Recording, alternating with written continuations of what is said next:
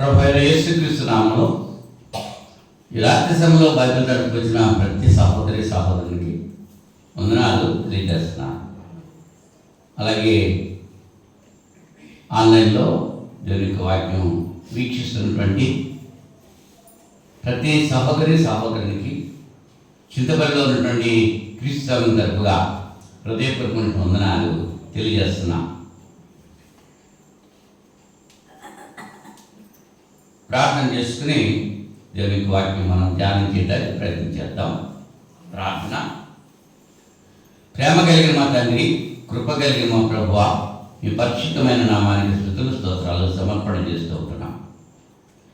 గతించిన శుక్రవారం నుంచి ఇంత పర్యంతం మీ మహాదయచేత కృపచేత నన్నును మమ్మను సజీవ లెక్కలో ఉంచారు, సురక్షితంగా కాచి కాపాడారు. మీకు స్తోత్రాలు చెల్లిస్తున్నాం.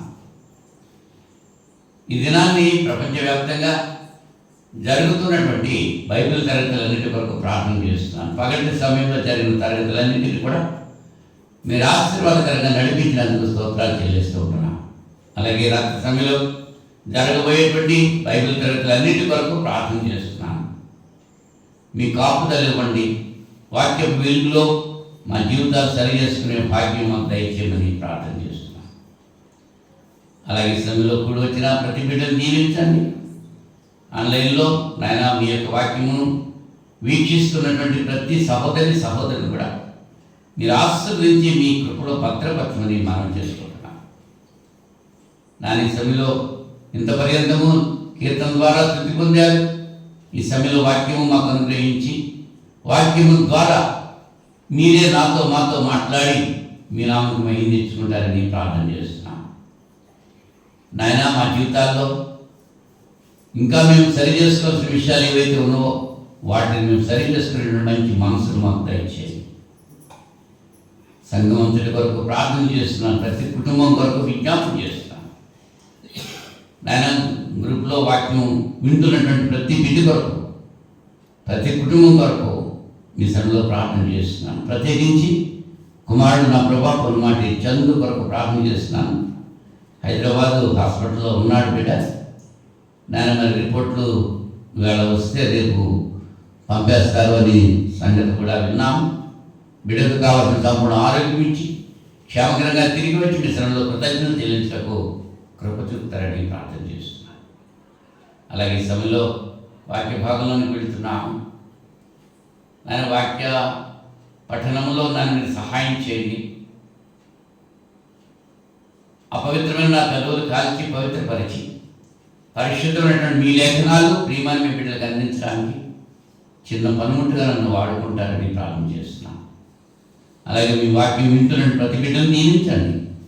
వినే చెవులు గ్రహించే ఆత్మలో పడే బుద్ధి పెరుగుతారు ప్రసాదించండి. దానికి వ్యతిరేకమైనటువంటి సమస్త సాతాన శక్తులను మీ కుమారుడైన యేసుక్రీస్తు నామములో బంధిస్తూ కొద్ది సమయము లేఖనాల ద్వారా మీరే మాతో మాట్లాడి మీ నామానికి మహిమ తెచ్చుకుంటారని ఈ ప్రార్థన మా రక్షకుడు మీ ప్రియకుమారుడైన యేసుక్రీస్తు నామములో వేడుకుంటున్నాను పరలోక తండ్రి. ఆమేన్, ఆమేన్. మరి ఒకసారి అందరికీ వందనాలు. గత వారం మనం దేని గురించి మాట్లాడుకున్నామో ఎవరికైనా గుర్తుంటే చెప్పండి, లేకపోతే నేనే చెప్తాను. క్రైస్తవుల్లో కూడా విగ్రహారాధన కలిగి ఉన్నారు. అన్యులు విగ్రహారాధన చేయడం సహజమని, కానీ క్రైస్తవులు కూడా విగ్రహారాధన చేస్తున్నారు. ఏ విషయాల్లో విగ్రహారాధన చేస్తున్నారు అనేటువంటి విషయాన్ని గత వారం మనం నేర్చుకున్నాం. ఆ విగ్రహారాధన వల్ల అంటే విగ్రహారాధన దేవుని విడిచి దేవుని కంటే ఎక్కువగా దేన్ని మనం ప్రేమిస్తామో అదే విగ్రహారాధన. ఆ విగ్రహారాధన వల్ల వచ్చేటువంటి నష్టాల గురించి మాట్లాడుకున్నాము. అలాగే క్రీస్తులో మనం జీవిస్తే దేవుని సన్నిధి నుంచి మనం పొందేటువంటి మేలు గురించి కూడా ఆలోచన చేశాం. మరి ఇలాంటి సమయంలో యోహాను రాసిన మొదటి పత్రిక 2వ అధ్యాయము 15వ వచనం నుంచి 17వ వచనం వరకు చదువుకుని ధ్యానం చేయడానికి మనం ప్రయత్నం చేద్దాం. చదువుతున్నాను. యోహాను రాసిన మొదటి పత్రిక 2వ అధ్యాయము 15వ వచనం నుంచి, ఈ లోకమునైనను లోకములో ఉన్నవాటినైనను ప్రేమింపకుడి. ఎవడైనను లోకమును ప్రేమించిన యెడల తండ్రి ప్రేమ వానిలో ఉండదు. లోకములో ఉన్నదంతయు అనగా శరీరాశయు, నేత్రాశయు, జీవోపడంబమును తండ్రి వలన పుట్టినవి కావు, అవి లోక సంబంధమైనవే. లోకమును దాని ఆశయు గతించిపోవచ్చున్నవి, కానీ దేవుని చిత్తమును జరిగించేవాడు నిరంతరము నిలుచును. దేవుడు ఈ వాక్యం ద్వారా ఈ రాత్రి సమయంలో మనతో మాట్లాడుతూ ఉంటున్నా. ఈ లోకమునైనా లోకములో ఉన్న వాటినైనా ప్రేమింపకుడి. ఏమున్నాయంటే ఈ లోకంలో ఉన్నదంతా కూడా అనగా శరీరాశ, నేత్రాశ, ఇవి తండ్రి వల్ల పుట్టినవి కావు, అవి లోక సంబంధమైనవే. లోకమును దాని ఆశ గతించిపోతున్నాం, కానీ దేవుని చిత్తం జరిగించేవాడు నిరంతరం నిలుస్తాడు. దేవుని చిత్తం నెరవేర్చాలి, మన చిత్తం కాదు నెరవేర్చుకుంటాడు. యేసు ప్రభు వారు మత్తయి సువార్త 7వ అధ్యాయం 21వ వచనంలో, ప్రభువా ప్రభువా అని నన్ను పిలిచి ప్రతివాడు పరలోక రాజ్యంలో ప్రవేశింపుడు, కానీ పరలోకమందున్న నా తండ్రి చిత్త ప్రకారం చేయవాడే ప్రవేశించును. నా తండ్రి చిత్త ప్రకారము ఎవరు చెప్పారే మాట? ప్రభు అయినటువంటి యేసుక్రీస్తు చెప్పారు. యేసుక్రీస్తు ప్రభువే కాలం కదా, ఆయన తండ్రి ఉన్నాడు, ఆయన మనకు తండ్రే. యేసు ప్రభు ఏమో దేవుని సొంత కుమారుడు, మనమేమో దేవుని యొక్క దత్తపుత్రుడు. ఆయన కుమారుడైన క్రీస్తు ద్వారా మనల్ని దత్తత చేసుకున్నాడు. ఎందరో యేసుని అంగీకరిస్తారో వారందరూ దేవుని కుమారులు అవడానికి ఆయన అధికారం ఇచ్చాడు. ఆ ప్రభు అయినటువంటి యేసుక్రీస్తు తెలియజేస్తుంటున్నారు, ప్రభువా ప్రభువా అని నన్ను పిలిచి ప్రతివాడు పరలోక రాజ్యంలో ప్రవేశింపడు, కానీ పరలోకమందున నా తండ్రి చిత్త ప్రకారం చేయవాడే ప్రవేశించును అని తెలియజేస్తున్నారు. ఆ తండ్రి చిత్తాన్ని నెరవేర్చేటువంటి విధానం కూడా ప్రభువారు చేసి చూపించారు. లూకా సువార్త 22వ అధ్యాయము, లూకా సువార్త 22వ అధ్యాయము 42వ వచనంలో, ఆయన సిలువ వేయడానికి తీసుకువెళ్ళక ముందు గెత్సెమనేటువంటి తోటలో ఆయన ప్రార్థన చేస్తూ శిష్యులతో, మీరు ఇక్కడ ఉండి ప్రార్థన చేయండి అని ఆయన ఇంకా ముందుకు వెళ్ళి ప్రార్థన చేస్తూ ఏమంటున్నాడు? తండ్రి, ఈ గిన్నె నా యొద్ద నుండి తొలగించుటకు నీ చిత్తమైతే తొలగించుము, అయినను నా ఇష్టము కాదు నీ చిత్తమే సిద్ధించునుగా కానీ ప్రార్థించాడు. ఇక్కడ నీ చిత్తము అనేటువంటి మాట 2 సార్లు ఉపయోగపడుతుంది. నా ఇష్టము కాదు నీ చిత్తమే సిద్ధించుగాక. ఆయన కోరుకుంటే ఆ మరణాన్ని తప్పించగలిగిన శక్తి దేవునికి ఉందా లేదా? అసలు ఆయన ఎందుకు వచ్చాడు? మరణాన్ని జయించడానికి వచ్చాడు. మరణాన్ని జయించాలంటే మరణం పొందాలి. మరణం పొందకుండా మరణాన్ని జయించలేము. కనుక మరణమును జయించి ఆయన తిరిగి లేచాడు. అందుకొరకే ఈ లోకానికి వచ్చాడు. కానీ ఇక్కడ ఆయన తండ్రి చిత్తం గురించి ప్రార్థన చేస్తున్నాడు. నీ చిత్తమైతే ఈ గిన్నె నా ఎదురు నుంచి తొలగింది. ఏ గిన్నె? శ్రమల గిన్నె. శ్రమల గిన్నె. ఆయనకి ఆ దృష్టాంతం కనబడుతోంది. ఆయన పొందబోయేటువంటి శ్రమలు, ఆయన పొందబోయేటువంటి హింసలు అన్నీ ఆయనకు మనకి ఎలాగైతే టీవీలో స్క్రీన్ ఎలా కనబడుతుందో అలా కనబడుతున్నాయి అన్నమాట. అంచేత తండ్రి, నీ చిత్తమైతే ఈ గిన్నె నా ఎదురు నుంచి తొలగించు, అయినా నీ చిత్తమే సిద్ధించుగాక అని దేవుని చిత్తానికి లోబడ్డాడు. మరి మనము దేవుని చిత్తానికి లోబడుతున్నామా? క్రీస్తు ప్రభు దేవుని చిత్తానికి లోబడ్డాడు. దేవుని చిత్తం జరిగించేవాడే నిత్యము నిలిచి ఉంటాడు. ఈ లోకంలో ఉన్నదంతా కూడా నశించిపోతాం. పంచభూతాలు లయమైపోతాయి. ఆకాశ మహాకాశాలు వేండ్రంతో లయమైపోతాయి. పేతురు గారు తన పత్రికలో వకాణిస్తూ తెలియజేసుకుంటున్నాడు. ఈ లోకం అంతా నశించిపోతుంది, ఈ లోకంలో ఉన్నదంతా నశించిపోతుంది. దేవుని చిత్తం నెరవేర్చేవారే నిత్యము జీవిస్తారు. ఈ రాత్రి సమయంలో దేవుని చిత్తం ఏమిటి అనేటువంటి విషయాన్ని మనం ఆలోచించేటకు ప్రయత్నం చేద్దాం. యోహాను సువార్త 4వ అధ్యాయము, యోహాను సువార్త 6వ అధ్యాయము 39-40 వచనాలు మనం చదువుతాము. 39, 32 నుంచి చదువుతాం. నా ఇష్టము నెరవేర్చుకున్నటకు నేను రాలేదు, నన్ను పంపిన వారి చిత్తము నెరవేర్చుటకే పరలోకం నుండి దిగి వచ్చింది. ఆయన నాకు అనుగ్రహించిన దాని అంతటిలో నేను ఏమీ పోగొట్టుకునక అంత్య దినమున దాని లేపుటియే నన్ను పంపిన వారి చిత్తమై ఉన్నది. కుమారుని చూచి ఆయన యందు విశ్వాసం ఉంచి ప్రతివాడును నిత్యజీవం పొందుటయే నా తండ్రి చిత్తము. అంత్య దినమున నేను వారిని లేపుతున్నాను. నిత్యజీవం పొందుటే దేవుని యొక్క చిత్తం ఏంటంటే మనం దేవుని నిత్యజీవము పొందటం అన్నది. ఈ లేఖన భాగంలో మరి దేవుని యొక్క చిత్తం గురించి ఎన్నిసార్లు వచ్చింది? 3 సార్లు వచ్చింది. ఇక్కడ నా ఇష్టము నెరవేర్చుటకు నేను రాలేదు, నన్ను పంపిన వారి చిత్తము నెరవేర్చుటకే పరలోకం నుంచి దిగి వచ్చింది. ఎక్కడున్నాడు ఆయన? పరలోకంలో ఉన్నాడు. తండ్రి కుడిపార్శ్వమున కూర్చుండుట విడిచిపెట్టకూడని భాగ్యమని ఎంచుకోలేదు, కానీ దాసుని స్వరూపం ధరించి ఈ లోకానికి వచ్చాడు, రిక్తుడుగా వచ్చాడు. ఫిలిప్పీ పత్రిక 2వ అధ్యాయంలో ఈ విషయాన్ని మనం చూసుకుంటున్నాం. పరలోకమందు తండ్రి కుడిపార్శ్వన కూర్చుండటం విడిచిపెట్టకూడని భాగ్యమని ఎంచుకోలేదు. ఆయన దాసుని స్వరూపం ధరించి దేవుని చిత్తం నెరవేర్చడానికి మనుష్య రీతిగా ఈ లోకానికి వచ్చి కన్యక మరియ గర్భంలో ఉద్భవించి ఆయన దేవుని రాజ్య సువార్త ప్రకటించి అనేక అద్భుతాలు ఆశ్చర్యకార్యాలు జరిగించి తన ప్రాణాన్ని శిలువ మీద తనంతట తాను తన ప్రాణాన్ని పెట్టాడు. శిలువ మీద మరణించాడు. మరణాన్ని జయించి దేవుడు తన కుమారుడైన క్రీస్తును మరణం నుంచి తిరిగి లేపాడు.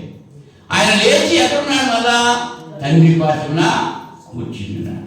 ఇదే విషయాన్ని యోహాను సువార్త 17వ అధ్యాయంలో యేసు ప్రభు వారు ప్రార్థన చేస్తూ మొదటి వచనం నుంచి యేసు ఈ మాటలు చెప్పి ఆకాశం వైపు కనులెత్తి తండ్రి, నా గడియ వచ్చి ఉన్నది, నీ కుమారుడు నిన్ను మహిమపరచినట్లు నీ కుమారుని మహిమపరచును. నీవు నీ కుమారునికి ఇచ్చిన వారికి అందరికీ ఆయన నిత్యజీవం అనుగ్రహించినట్లు సర్వ శరీరుల మీదను ఆయనకు అధికారం ఇచ్చితివి. 5వ వచనంలో తండ్రి, లోకం పుట్టక మునుపు నీ యొద్ద నాకు ఏ మహిమ ఉండునో ఆ మహిమతో నన్ను ఇప్పుడు నీ యొద్ద మహిమపరచును అని. లోకం పుట్టక ముందు ఆయన ఎక్కడున్నాడు? దేవుని కుడిపార్శ్వన ఉన్నాడు. అంచేత సృష్టి కార్యం జరిగే సందర్భంలో మనము మన పోలిక చొప్పున నరులను చేద్దామని దేవుడు మాట్లాడిన మాటల్లో యేసుక్రీస్తు ఆ జత కలిగి ఉన్నట్లుగా మనం చూస్తుంటున్నాం. కనుక దేవుని చిత్తం ఏంటంటే మనం నశించిపోవడం కాదు, మనం నిత్య జీవం పొందడం దేవుని యొక్క చిత్తం.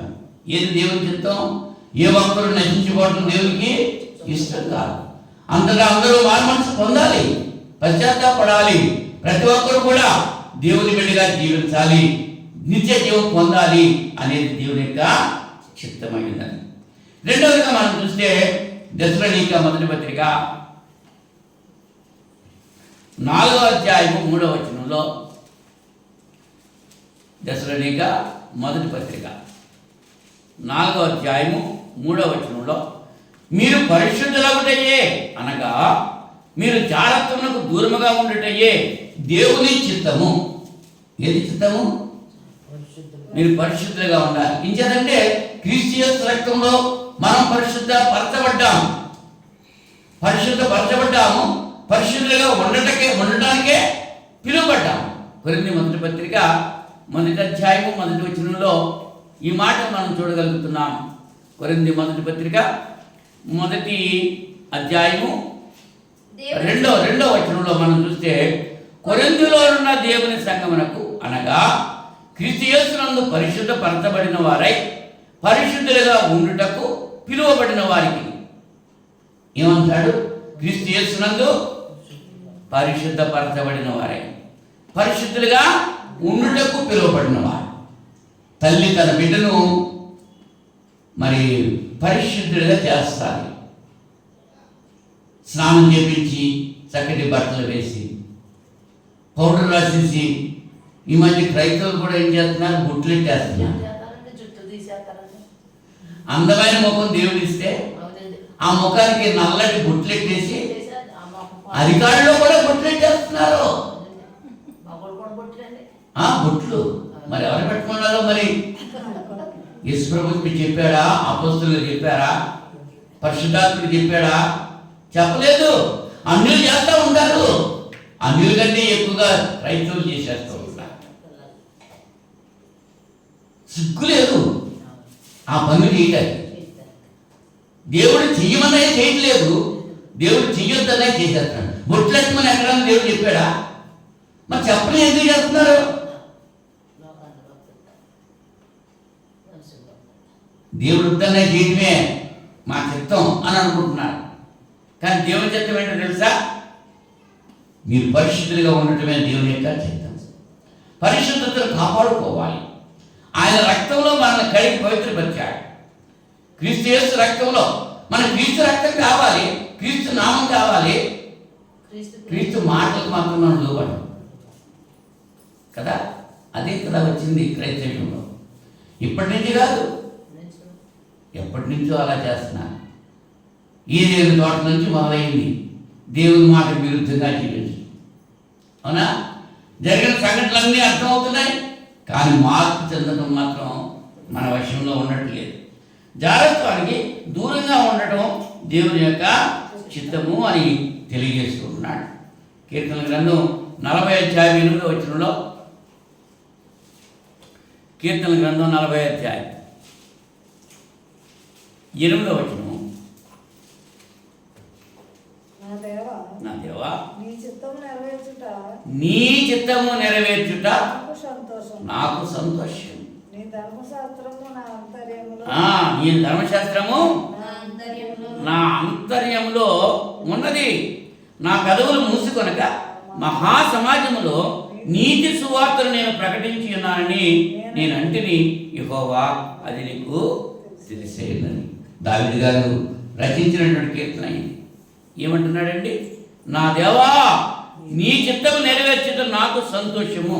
మరి మనకు సంతోషంగా ఉందా ఆయన చిత్తం నెరవేర్చడం? ఆయన చిత్తం ఏమిటి? పరిశుద్ధులుగా ఉండటమే. మనల్ని శుద్ధి చేసాడు ఆయన, మనల్ని పరిశుద్ధి పరిచాడు. ఆ పరిశుద్ధతను కాపాడుకుంటూ మరణ పర్యంతం మనం ఉండాలి. అది దేవుని యొక్క చిత్తం. దాన్ని నెరవేర్చాల్సిన బాధ్యత మన మీద ఉంది. ఎట్లాగే రోమపత్రిక 12వ అధ్యాయము 2వ వచనంలో పౌలు గారు రోమా సంఘంతో మాట్లాడుతూ 12వ అధ్యాయము 2వ వచనంలో ఏం తెలియజేస్తున్నారంటే, మీరు ఈ లోక మర్యాదను అనుసరింపగా ఉత్తమమును అనుకూలమును సంపూర్ణమై ఉన్న దేవుని చిత్తమేదో పరీక్షించి తెలుసుకున్నట్లు మీ మనస్సు మారి నూతనం ఉండటం వలన రూపాంతరం. దేవుని చిత్తమేదో అది తెలుసుకోవాలి, పరీక్షించి తెలుసుకోవాలి. ఈ లోక మర్యాదను అనుసరించకూడదు. ఈ లోకంలో గుర్తుపెట్టుకుంటున్నాం, ఈ లోకంలో రకరకాల కార్యక్రమాలు చేస్తున్నారు. వాటితో మీరు పొత్తు పెట్టుకోకూడదు. ఈ లోక మర్యాదను అనుసరించకూడదు. క్రైస్తవుడు ప్రత్యేకంగా ఉండాలి. అదే పేతురు గారు అపొస్తలుల కార్యాలు 2వ అధ్యాయంలో 40వ వచనంలో, మూర్ఖులు ఈ తరం వారికి వేరై రక్షణ పొంది. వాళ్ళంతా చేస్తున్నారు, మనం కూడా చేయాలి అని చేస్తున్నారు అంతే. మరి వీళ్ళు క్రైస్తవులు అవుతారా? వాళ్ళని ప్రత్యేకించి ఉండాలి క్రైస్తవుడు అంటే. క్రీస్తు యొక్క మహిమ, క్రీస్తు యొక్క కృప, క్రీస్తు యొక్క దయ కలిగి జీవించేటప్పుడు మనం ప్రత్యేకంగా ఉండాలి. ప్రత్యేకత అది అలా ఉండటం దేవుని యొక్క చిత్తం. దేవుడు మనల్ని ప్రత్యేకంగా ఉండమంటున్నాడు.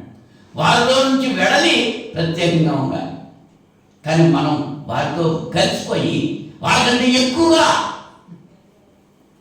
అన్ని విషయాలు కూడా వాళ్ళకంటే ఎక్కువే. నిజంగా అన్యులు కూడా చేయరు అటువంటి కార్యక్రమాలు, సెలబ్రేషన్స్ అన్నీ కూడా క్రైస్తవులు అనబడే వారు చేసేస్తున్నారు.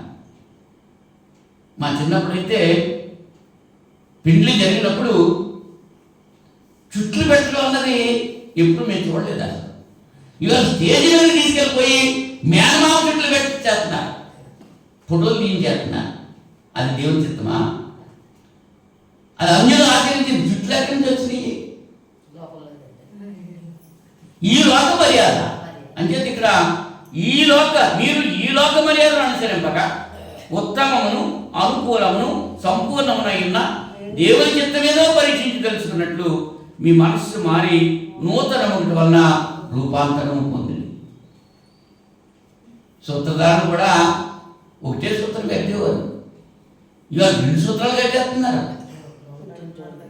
ఎవరలాగా అన్యులకు ఉన్నటువంటి ఆచారం అది, లోక మర్యాద అది, క్రైస్తవ్యంలో లేదది. కానీ మీరేం చేస్తున్నారు? ఈ లోక మర్యాదను అనుసరిస్తున్నారు.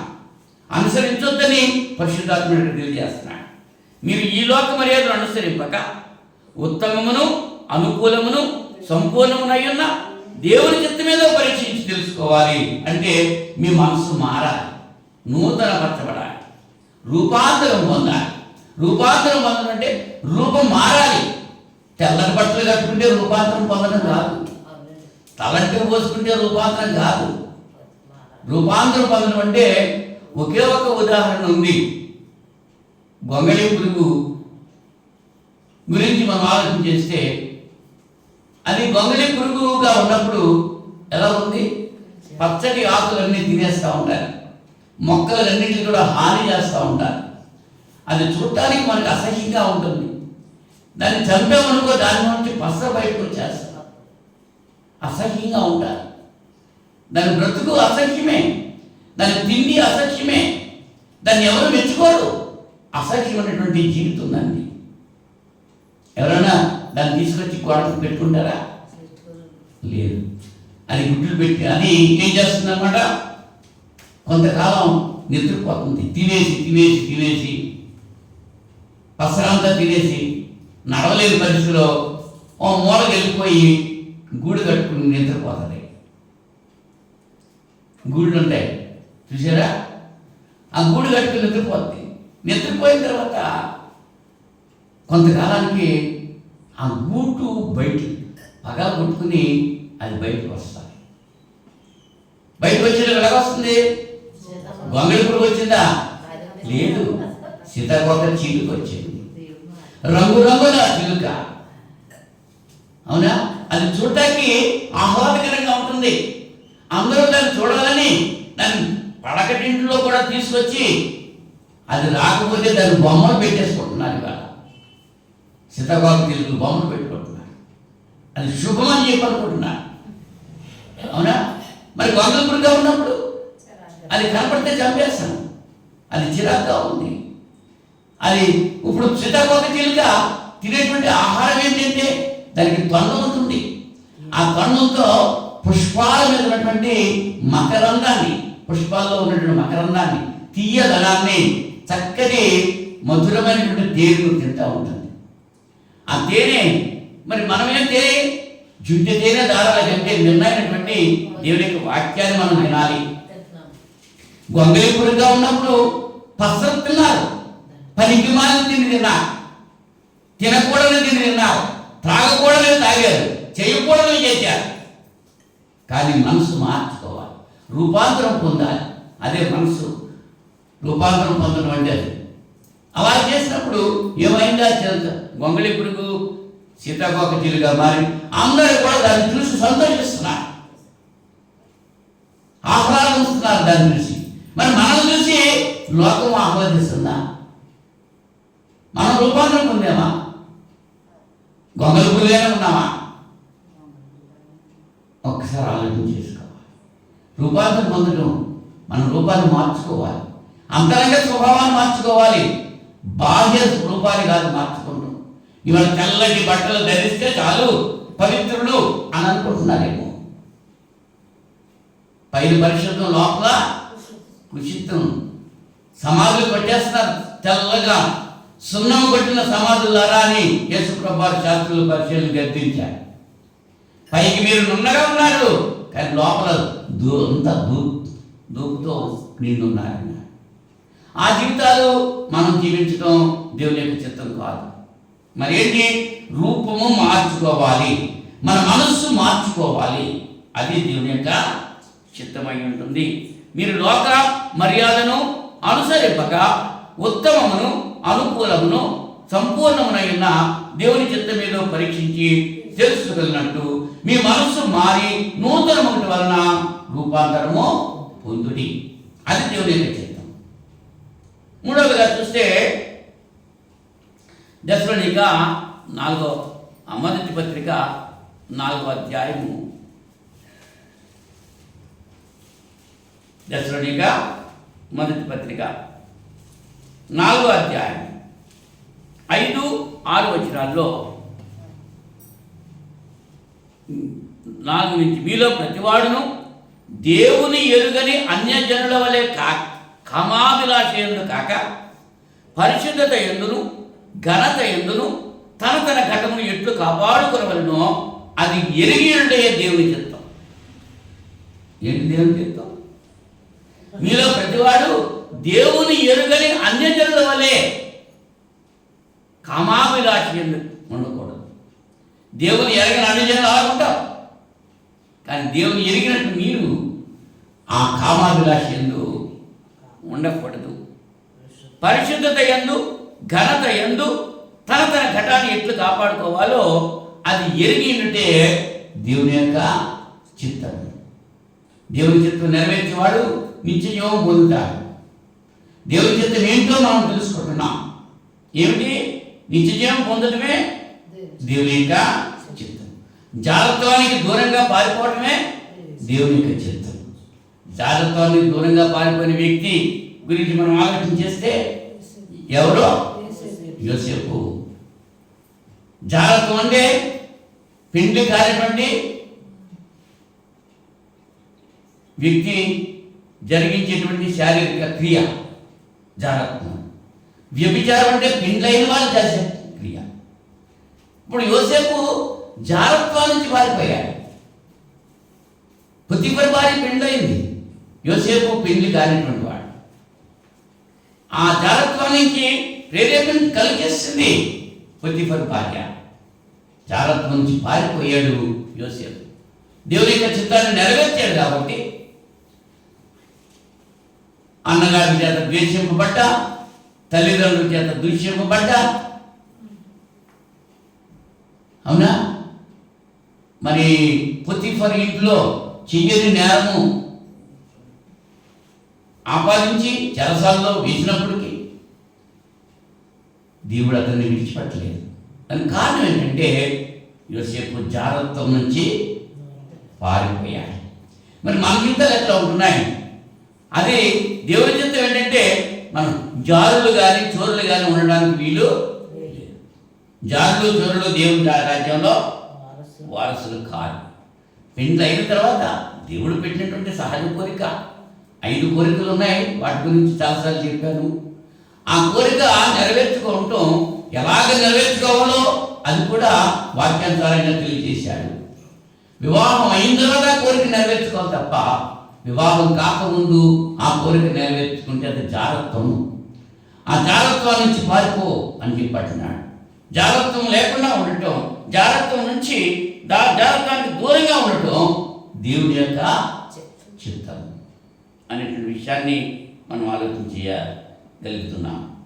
అలాగే మూడవదిగా మనం చూస్తే ఈ 4వ అధ్యాయంలోనే దశలోనిక పత్రిక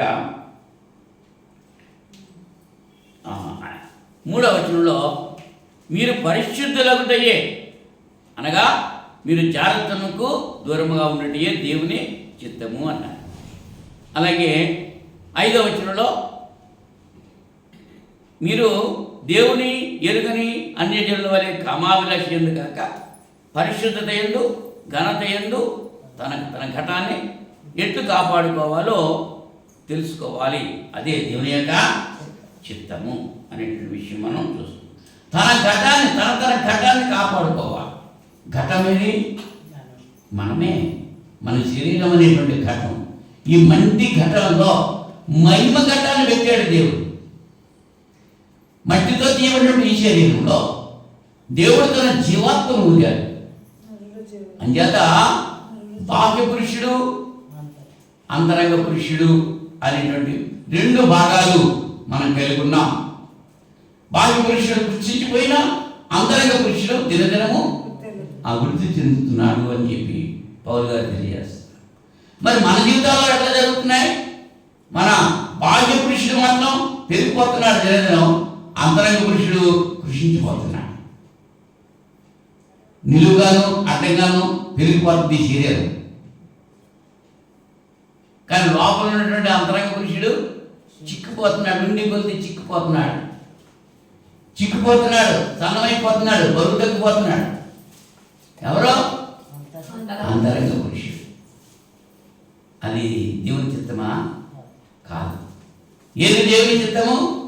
బాహ్య శరీరము కృషించిపోయినా అంతరంగ పురుషుడు దినదినం అభివృద్ధి పొందటం దేవుని యొక్క చిత్తం. అంచేత పౌలు గారు అంటాడు, దినదినం నా శరీరాన్ని నలగొట్టుకుంటున్నాను. శరీరాన్ని నలగొట్టుకోవాలి అంటే రాళ్ళతో కొట్టేసుకోమని కాదు. శరీరాచ, అది శరీరాచ నేత్రాచ జీవపడంబాల నుంచి మనల్ని మనం అదుపులో ఉంచుకోవాల్సిన అవసరత ఉందనేటువంటి విషయాన్ని ఇక్కడ తెలియజేసుకుంటున్నాడు. తర్వాత మనం ప్రతి విషయంలో కూడా దేవునికి కృతజ్ఞతాస్తులు చెల్లించాలి. దశలోని పత్రికలోనే 5వ అధ్యాయం 16వ వచనంలో 5వ అధ్యాయం 16వ వచనంలో ప్రతి విషయమందును కృతజ్ఞతాస్తులు చెల్లించుడి, ఎలాగూ చేయుట యేసుక్రీస్తునందు మీ విషయంలో దేవుని చిత్తం. దానికి పైన 15వ వచనం చూడండి. ఎవడును కీడునకు ప్రతి కీడు ఎవరికైనాను చేయకుండా చూచుకోండి. ఇంకా పైనుంచి మనం చూస్తే 12వ వచనం నుంచి, మరియు సహోదరులారా మీలో ప్రయాసపడచ్చు ప్రభునందు మీకు పైవారయ్యుండి మీకు బుద్ధి చెప్పు వారిని మన్నన చేసి వారి పనిని బట్టి వారిని ప్రేమతో మిక్కిలి ఘనముగా ఎంచవలనని వేడుకొనుతున్నా. మీకు బుద్ధి చెప్పేటువంటి వారు, మీకు పైవారయ్యుండి మీకు బుద్ధి చెప్పేటువంటి వారిని ఏం చేయాలి? మన్నన చేయాలి. బంగారమా ఏం చేయాలి? ఎవరిని? వాక్యం చెప్పేవారిని. వాక్యం చెప్తుంది, బుద్ధి చెప్తుంది కదా, వారిని ఏం చేయాలి? మన్నన చేయాలి, మన్నించాలి, వారిని మిక్కిలి ఘనముగా ఎంచాలి. కానీ మనం ఏం చేస్తున్నాం? బుద్ధి చెప్పేవారిని ఆమోసు 5:10లో 5వ అధ్యాయము ఆమోసు గ్రంథం 5వ అధ్యాయము 10వ వచనంలో ఏమంటున్నాడు? అయితే గుమ్మములో నిలిచి బుద్ధి చెప్పు వారి మీద జనులు పగబట్టుదు, యథార్థముగా మాట్లాడే వారిని అసహించుకొందురు. నిజం చెప్తూ ఉంటే ఏం చేస్తున్నారు? అందరూ ఎవరికి చేస్తున్నారు, ఈయన అక్కడే ఇలా చెప్తున్నాడు ఇంటి ఊర్లోనూ. అసహించుకుంటున్నారు, పగబట్టుకుంటున్నారు. ఇంచేత అమ్మా ఆ పని చేయొద్దు నువ్వు తల్లి, అది అన్యులు చేసే పని అమ్మా, క్రైస్తవులు చేయకూడదు తల్లి అని చెప్తుంటే పగబట్టుకున్నారు. అది బుద్ధి మంచిదేనా? పగబట్టుకునే బుద్ధి మంచిదా? మన పైకి నాయకులుగా ఉన్నారు, దేవుని యొక్క సేవకులు, లేఖనాలు బోధిస్తున్నారు, లేఖనానుసారంగానే మనం జీవించాలి అని ఆలోచన కలిగి ఎవరైతే ఉంటారో వాడు దేవుని చిత్తాన్ని నెరవేరుస్తున్నారు. అలా కాకుండా పగబెట్టుకునే వారు ఏం చేస్తున్నారు? దేవుని చిత్తాన్ని నెరవేర్చట్లేదు. 16 వారి పనిని బట్టి వారిని ప్రేమతో మిక్కిలి ఘనముగా ఎంచవలనని వేడుకుంటున్నాను, మరియు ఒకరితో ఒకడు సమాధానముగా ఉండి ఎలా ఉండాలట? సమాధానంగా ఉండాలి. ఒకరితో ఒకడు సంఘంలో సమాధానం ఉందా? ఒకరితో ఒకడు సమాధానం ఉందా? ఆలోచన కలిగి ఉందా? సహోదరులారా, మేము మీకు బోధించినది ఏమనగా అక్రమంగా నడుచుకున్న వారికి బుద్ధి చెప్పుడి, ధైర్యం చెడిన వారిని ధైర్యపరచుడి, బలహీనులకు ఊతనీయుడి, అందరి ఎడలా దీర్ఘశాంతము గలవారయ్యుడి. జీవము గల దేవుని సంఘంలో జీవులు ఎలా జీవించాలో తెలియజేస్తూ ఏమంటున్నాడు? అక్రమంగా నడుచుకున్న వారికి బుద్ధి చెప్పాలి. అక్రమగారితో మనం ఏకీపించకూడదు. క్రమత లేదు, అక్రమం.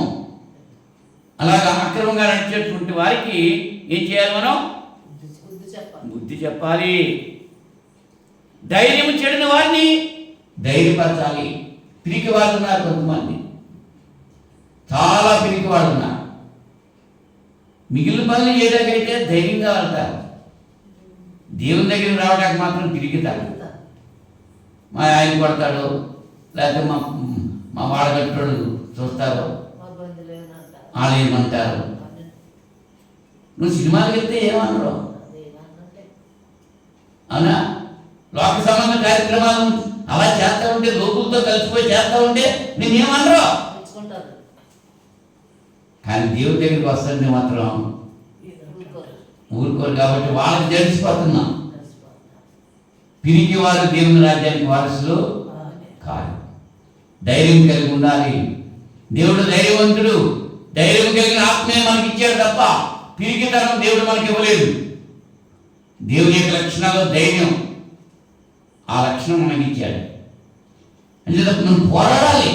దేని గురించి పోరాడాలి? యూదా పత్రిక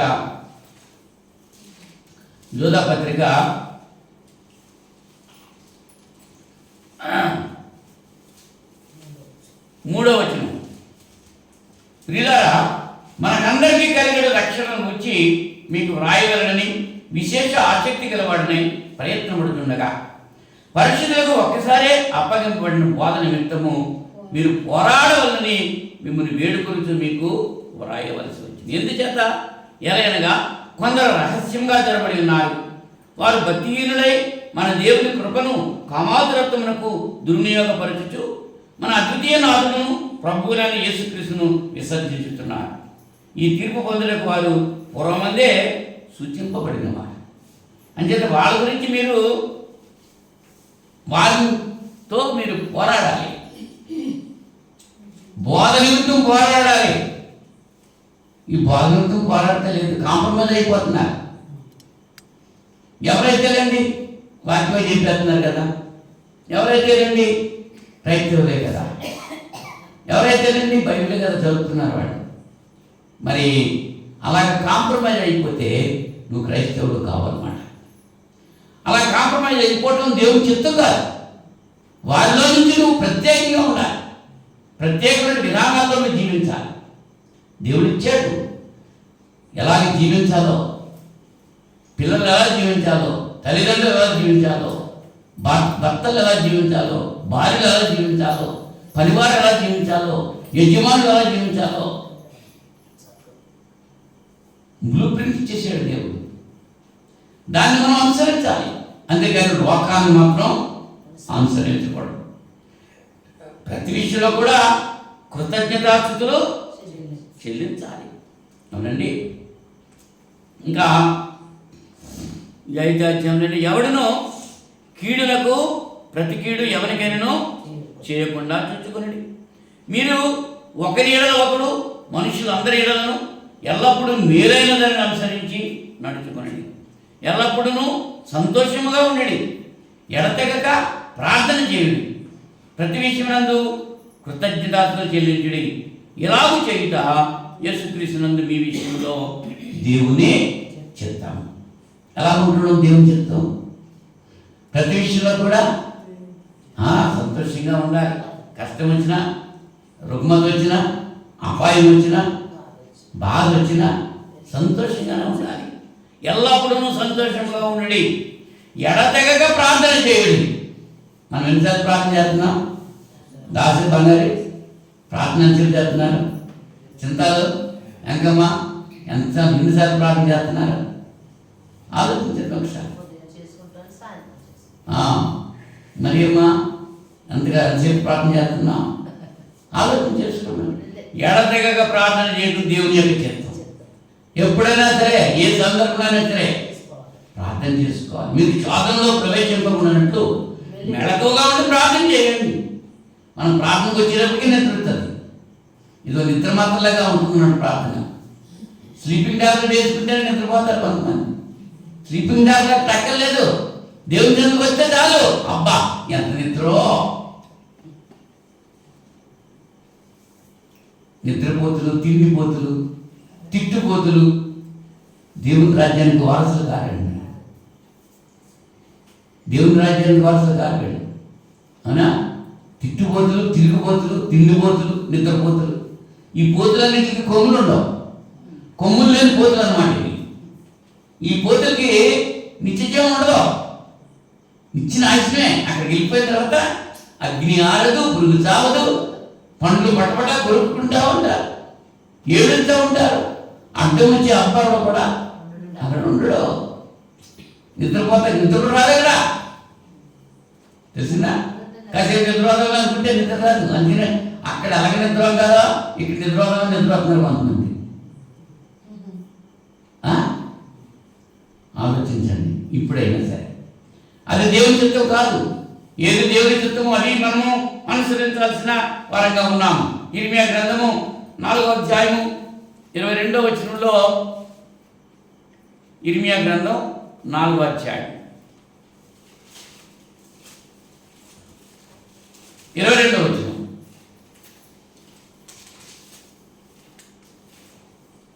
ఇర్మియా గ్రంథం 4వ అధ్యాయం. నా జనులు అవివేకులు, వారు నన్ను ఎరుగరు. వారు మూఢులైన పిల్లలు, వారికి తెలివి లేదు. కీడు చేయటకు వారికి తెలియను, కానీ మేలు చేయటకు వారికి బుద్ధి చాలు. కీడు చేయటం అంటే తెలుసంట. ఎలా కీడు చేయాలో, ఎలా బుద్ధి తిట్టాలో, ఎలాగ వాళ్ళకి ఆపద కలిగించాలో అవన్నీ తెలుసంట. కానీ మంచి చేయడం మాత్రం బుద్ధే చాలండి. అసలు చూసుకున్నారా? ఇర్మియా గ్రంథం 4వ అధ్యాయము 22వ వచనంలో, 21వ వచనంలో, నేను ఎన్నాళ్ళు ధ్వజంను చూచుచుండవలను, బూరధ్వని నేను ఎన్నాళ్ళు విరుచుండవలను. నా జనులు అవివేకులు. అవివేకులు అంటే వివేకం లేదు. ఏది మంచో ఏది చెడ్డో తెలియట్లేదు. క్రైస్తవుడుగా నువ్వు ఏది ఎలా జీవించాలో వివేకం లేదు. వివేకం లేదు మృగాలు అంటున్నాడు. మృగాలకు వివేకం ఉంటుందా? ఉండదు. మరి మనం కూడా వివేకం లేకపోతే మృగాలతో అవివేకులు, వారు నన్ను ఎరగరు. వారు మూఢులైన పిల్లలు, వారికి తెలివి లేదు. అలాంటి డిస్క్రిప్షన్ ఇచ్చేదో చూసావా వారి గురించి? నా నా నా ప్రజలు అంటున్నాడు. మళ్ళీ పైగా నా జనులు అంటున్నాడు. ఎవరో దేవుని జనులే, దేవుని ఎరుగుతలేదు. క్రైస్తవులే కానీ క్రీస్తులాగా ఉండలేదు. క్రైస్తవులే క్రైస్తవ జీవితం జీవించట్లేదు. దానివల్ల ఏమవుతుంది? లోకంలో దేవుని నామం దూషించబడుతుంది. వీళ్ళు క్రైస్తవులను పేరు పెట్టుకున్నారు. వీళ్ళు చేసే పనులు ఏంటి? వీళ్ళు తినకూడనే తింటున్నారు, తాగకూడనే తాగుతున్నారు, చేయకూడనే చేస్తున్నారు.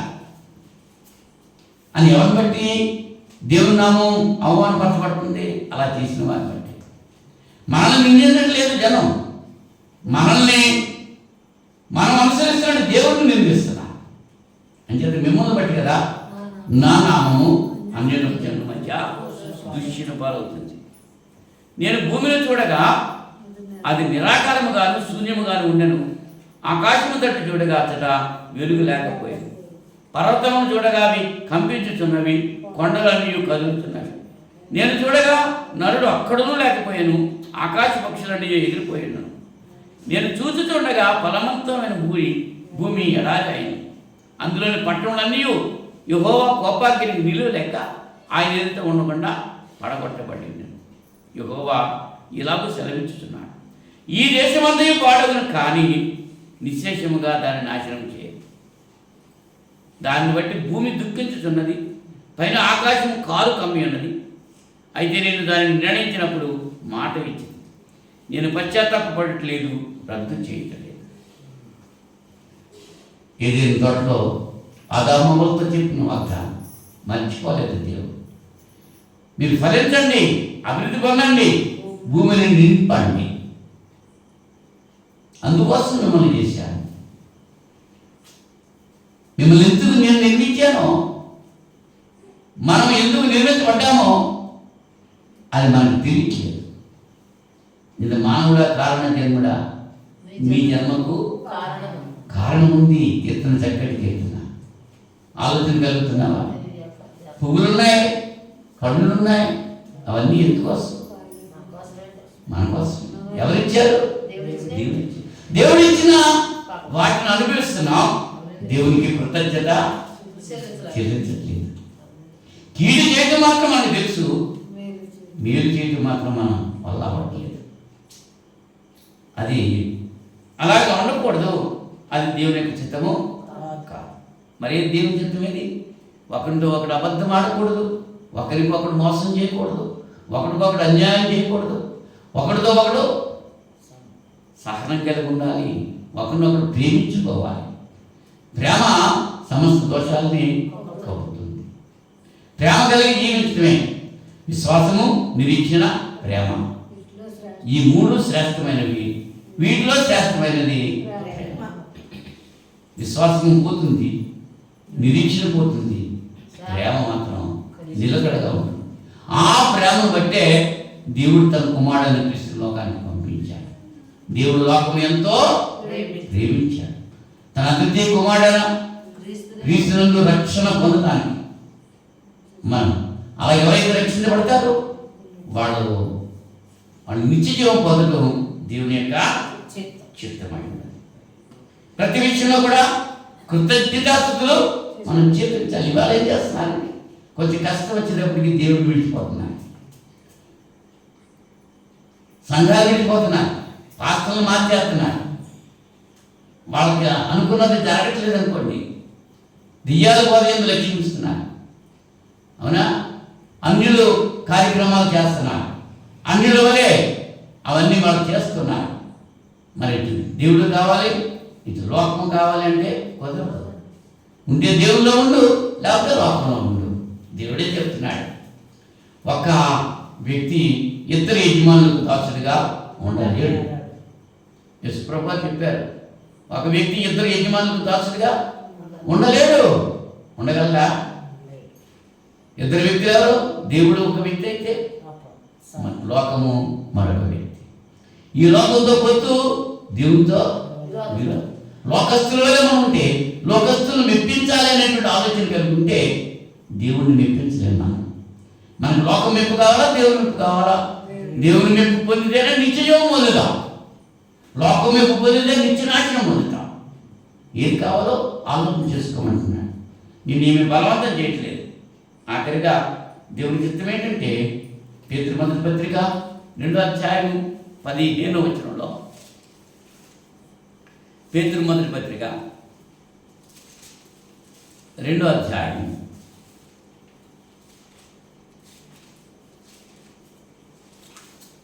2వ అధ్యాయం 15వ వచనంలో, మీరిట్లు మేలు చేయువారై 13వ వచనం చదువుతాను. మనుష్యుల నియమించి ప్రతి కట్టడను ప్రభు నిమిత్తమైన లోబడి ఉండి, రాజు అందరికీ అధిపతి అనియు, నాయకులు దుర్మార్గులకు ప్రతిదండన చేయుటకు, సన్మార్గులకు మెప్పు కలుగు చేయుటకు రాజు వలన పంపబడిన వారిని వారికి లోబడి ఉండి, ఎలాగనగా మీరిట్లు యుక్త ప్రవర్తన గలవారై అజ్ఞానముగా మాట్లాడు మూర్ఖుల నోరు మూయిట దేవుని చేస్తాం. అజ్ఞానంగా ఎవరు మాట్లాడతారు? మూర్ఖులు మాట్లాడతారు. వాళ్ళ నోరు ముగించాల్సిన బాధ్యత ఎవరిదే? మనదే. అన్యాయంగా మూర్ఖులు మాట్లాడుతూ ఉంటారు. వాళ్ళ మాటలన్నీ అన్యాయమే. న్యాయం అన్నది వాళ్ళకి తెలియదు. ఏం చేస్తే వాడు మూర్ఖుడు అంతే. మరి అందుకనే నీతి పద్యాల్లో కూడా ఉంది, తిరిగి ఇసుమన తైలంబు దవిలి మృగతృష్ణలో నీళ్లు త్రాగవచ్చు, తిరిగి కుందేటి కొమ్ము సాధించవచ్చు, చేరి మూర్ఖుని మనసు రణ్యం కలిగి. ఇసుక నుంచి కూడా నూనె తీయొచ్చంట, మృగతృష్ణలో ఉన్న నీళ్ళు కూడా తాగొచ్చంట, కుందేటికి కొమ్ము కూడా పెట్టొచ్చంట. కుందేటికి కొమ్ము ఉంటాయమ్మా, చెవులు పిల్లి. కుందేలకి ఇంకో పేరేంటి, చెవులు పిల్లి. ఆ చెవులు పట్టుకుని తీసుకురావాలండి, ఇంకేం పట్టుకున్నాం అది బతకదు. ఇప్పుడు బాతులు ఉంటాయి, బాతులు రెక్కలెట్టుకోకూడదు, పీ కట్టుకోవాలి. ఒక్కొక్క అది అవునా. మరి కుందేలకి చెవులు ఉంటాయి, ఆ చెవులు పట్టుకోవాలి. ఆ చెవులకి ఆ కొమ్ములు ఉన్నాయి, దానికి కొమ్ములు లేవు. కానీ కుందేలకైనా కొమ్ము సాధించవచ్చండి. అలా కూడా మూర్ఖుని మనసు ఎలక తోలు తెచ్చి ఇందాక ఉతికిన నలుపు నలిపే కాని తెలుపు కాదు. చింతపల్లి క్రీస్తు సంఘము ఎంత వాక్యం చేసి బండకేసి కొట్టినా ఆ మురికి మురికే కానీ మురికి వదలట్లేదు. అది వదిలితేనే ఆ మురికిగా ఉండడం దేవుని చిత్తం కాదు. ఈ మనస్సు మారాలి, నూతన పరచబడాలి, రూపాంతరం పొందాలి, అది దేవుని యొక్క చిత్తం. ఎన్ని సంవత్సరాలు బట్టి వాక్యం వింటున్నాం, ఎంతమందికి నీ వాక్యం చెప్తున్నావు, ఎంతమందిని ప్రభువులోకి నడిపిస్తున్నావు. నీ దీపం వెళ్తుందా? అసలు సుత్తి కబుర్లు సొల్లు కబుర్లు చెప్పుకుంటా ఉంటారు. దేవుని యొక్క మాటలు వినడానికి ఇష్టం ఉండదు. నిజం చెప్తుంటే ఏం చేస్తున్నారు? బుద్ధి చెప్పే వారిని మీద పగపడుతున్నారు. అవునా? అది మా కోసం చెప్పారు, మా బ్రతుకు మార్చుకోవాలి అని మార్చుకుంటే దేవుడు దీవించి ఆశ్రయిస్తాడు, నిత్య జీవం ఇస్తాడు. అలా కాకుండా వ్యతిరేకిస్తే ఏమవుతుంది? నిత్య నాశనం అన్నమాట. అదే ఇక్కడ తెలియజేస్తూ ఉంటున్నాడు. మనుషులు నియమించి ప్రతి కట్టడకును ప్రభు నిమిత్తమై లోబడి ఉండి. అవునా? ఎలయనగా మీరిట్లు యుక్త ప్రవర్తన గలవారై అజ్ఞానులుగా మాట్లాడు మూర్ఖుల నోరు మూయట దేవుని చిత్తం. స్వతంత్రులయుండి దుష్టత్వమును కప్పిపెట్టుటకు మీ స్వాతంత్ర్యమును వినియోగపరచక దేవునికి దాసులమని లోబడి ఉండి అందరినీ సన్మానించడి, సహోదరులను ప్రేమించడి, దేవునికి భయపడి, రాజును సన్మానించడి. పనివారులారా, మంచివారును సాత్వికులైన వారికి మాత్రం కాక ముష్కరులైన మీ యజమానులకును పూర్ణ భయంతో లోబడి ఉండి. ఎవడైనా అన్యాయంగా శ్రమ పొందుచు దేవుని గురించిన మనస్సాక్షి కలిగి దుఃఖము సహించిన ఎడల అది హితమగు. తప్పిదమునికై దెబ్బలు తిన్నప్పుడు మీరు సహించిన ఎడల మీకేమి కాము. మీరు చేసి బాధపడినప్పుడు మీరు సహించిన ఎడల అది దేవునికి హితమగు. ఇందుకు మీరు పిలువబడి ఎక్కడి నుంచి? లోకంలో నుంచి పిలువబడ్డారు. ఎక్కడికి పిలువబడ్డారు? దేవుని రాజ్యం సంఘంలో నుంచి పిలువబడ్డారు. లోకంలో ఉన్నట్టు మనం జీవించకూడదు, లోకంలో నుంచి ప్రత్యేకంగా ఉండాలి. అది దేవుని యొక్క చిత్తమైనది. కనుక ఈ రాత్రి సమయంలో ఏది దేవుని యొక్క చిత్తము అనేటువంటి విషయాలు మనం ఆలోచించేసాం. 5 విషయాలు మీతో ముచ్చరించాను. ఒకటి, నిత్య జీవం పొందితే దేవుని యొక్క చిత్తము. జాగ్రత్తకి దూరంగా ఉండటమే దేవుని యొక్క చిత్తము. తన ఘటాన్ని ఎట్లు కాపాడుకోవాలో అది ఎరిగి ఉండటం అది దేవుని యొక్క చిత్తం. ప్రతి విషయంలో కూడా కృతజ్ఞతలు చెల్లించడం దేవుని యొక్క చిత్తం. మూర్ఖుల నోరు మూయటం అన్నది దేవుని యొక్క చిత్తం. ఎన్ని విషయాలు చెప్పాను? 5. దేవుని చిత్తం చాలా ఉన్నాయి, ఇంకా కొన్ని మాత్రం మీతో ముచ్చరించడం జరిగింది. అలాగన మనం జీవించి దేవుని యొక్క చిత్తాన్ని నెరవేర్చి నిత్యజీవం పొందేటువంటి మహాభాగ్యం వాక్యమైనటువంటి ప్రతి ఒక్కరు కూడా కలిగి ఉండాలని నన్ను నేను హెచ్చరిక చేసుకుంటూ మిమ్మల్ని హెచ్చరిస్తూ ముగిస్తున్నాను. ప్రార్థన చేసుకుందాం. మహోన్నతుగా పరిశుద్ధుగా మీకు స్తోత్రం తండ్రి. ఈ రాత్రి సమయంలో ఈ బైబిల్ తరగతిలో మేము నేర్చుకున్నటువంటి విషయాలు మా హృదయాల్లో బదిలిపరచుకోవడానికి సహాయం చేయండి. వాటి చొప్పున మేము జీవిస్తూ మీ నుంచి దీవెనలు పొందే భాగ్యం మాకు దయచేయమని ప్రార్థన చేస్తున్నాను. మెత్తబడిన వాక్యం వీళ్ళ హృదయాలు నన్ను బదిలిపరచుకుంటానికి 30 60 ఫలించడానికి మీరు సహాయం చేయమని మనం చేసుకుంటున్నాం. నిన్న ప్రతి బిడ్డను దీవించండి. మీ కృపలో భద్రపరచండి. గతించిన వారమంతా కూడా మమ్మల్ని సురక్షితంగా కాచి కాపాడి సురక్షితంగా ఉంచారు. మీ స్తోత్రాలు. అలాగే రాబోయే వారంలో కూడా ఎంతకంటే అధికమైన మేళతో నింపాలు చేసి మీ చిత్తమైతే మరొక శుక్రవారం బైబిల్ తరగతిలో మేమంతా కలిసి మేము స్తుతించి కనపరిచి మీ లేఖనాలు నేర్చుకునేటువంటి భాగ్యం మా అందరికీ ప్రసాదిస్తారని ఈ ప్రార్థన మా రక్షకుడు మీ ప్రియకుమారుడైన యేసుక్రీస్తు నామములో వేడుకుంటున్నాం పరలోకపు తండ్రి. ఆమేన్. ఆమేన్. అందరికీ వందనాలు.